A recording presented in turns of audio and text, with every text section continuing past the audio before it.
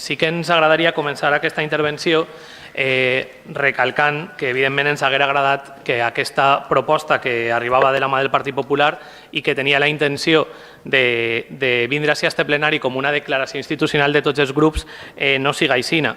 Sí que la legislatura passada, en una altra proposta presentada pel nostre partit, vam aconseguir que la resta de grups vinguérem al plenari amb la idea d'aprovar-ho com una declaració institucional i aquesta vegada no ha estat possible i per això ho lamentem. Pensem que hauria sigut important que de manera conjunta tots els grups que tenim representació en aquest plenari haguem pogut elevar davant de la Generalitat Valenciana aquestes infraestructures, aquestes inversions que pensem que són importants no sols per al present de la nostra ciutat, sinó sobretot també per al futur. Tot i això, sí que agrair als portaveus, en aquest cas del Partit Socialista i de Ciutadans, les propostes que han fet i el treball que han fet per tots cedir una miqueta, intentar arribar a acords i buscar sobretot allò que era comú i no centrar-nos tant en les diferències i tot i que no hem pogut aprovar l'esmena de compromís, també agrair als seus regidors i l'esforç per intentar arribar a un acord que finalment no ha sigut possible.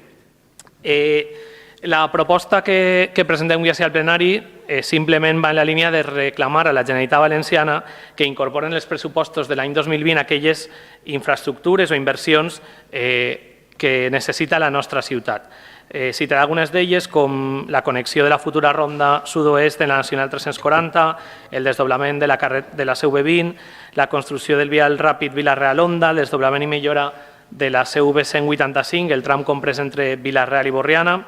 la construcció de nous col·lectors pluvials per evitar les inundacions que seguim patint en algunes zones del poble,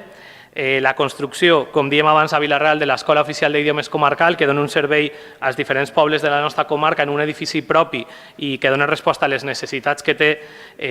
aquesta escola d'idiomes, la construcció d'un centre sanitari integrat per a complir amb aquest compromís anunciat i que ja s'ha portat a terme de suprimir l'atenció primària en el Centre de Salut Verge de Gràcia situada al carrer Torrehermosa de Vila-real, la construcció de gimnasos en el col·legi Escultor Ortells, Pasqual Natxer i Concepción Arenal, ara sí sumem també la petició del nou col·legi Escultor Ortells, la construcció del quart d'institut en la zona nord, així com totes aquelles millores que necessiten els centres educatius i que s'inclouen dins del pla edificant, el finançament del Festival Internacional de Curtmetratges, la millora del transport públic entre Vila-real i Castelló, el servei tant d'hemodiàlisi a l'Hospital La Plana com el servei de fecundació in vitro. Així havíem tingut aquest problema de que hi havia dos partits en una posició diferenciada sobre com demanàvem aquest servei, que tampoc entenem massa el problema perquè en el servei d'hemodiàlisi se demanava tal qual, podia haver sigut també demanar aquest servei de fecundació in vitro, però no ha sigut així. I també l'execució de l'ampliació del centre d'Alzheimer de Vila-real. Ahí sumem les propostes que ha fet el Partit Socialista i que ha fet també Ciutadans. Pensem que és important que tots els grups, independentment de qui governe en cada moment en la Generalitat, demanem allò que és positiu, que necessita Vila-real, com crec que el Partit Popular en el seu moment va fer, en una situació probablement econòmica més complicada inclús que l'actual, i vam aconseguir importants inversions, com la construcció de l'Hospital La Plana, que sabem el que va costar que vinguera a Vila-real, una restauració integral de l'església arxiprestal, la construcció de la nova biblioteca central, el Palau de Justícia, el centre d'Alzheimer, el centre de tecnificació esportiva o la renovació completa de la xarxa educativa de la ciutat. És important que reclamem això quan també en aquest moment la Generalitat Valenciana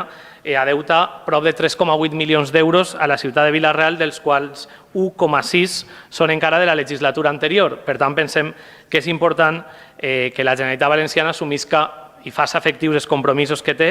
que, per exemple, a la província de Castelló estem parlant de prop de 30 milions d'euros que en aquest moment adeuta la Generalitat Valenciana, no tan sols a Vila-real, sinó als diferents